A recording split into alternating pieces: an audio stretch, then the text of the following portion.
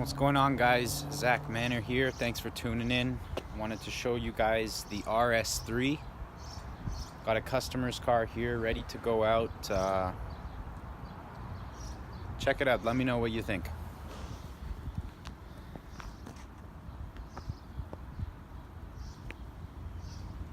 Wow. So this is the Nardo Gray. I'm just gonna make a quick video. It is starting to rain, guys, so I just don't want to get caught, but this thing is amazing. So you got the RS3 badging, dual exhaust. Look at those calipers, guys. Huge. These ones are even bigger. Holy moly, look at the size of that. Beautiful. This is the 2019 model.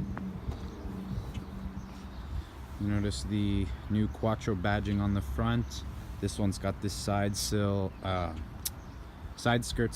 and then you've got the upgraded lip. Aluminum on the mirror housings. You could also get carbon fiber if you like, which is really nice. Not sure if this one's open. No, it's not.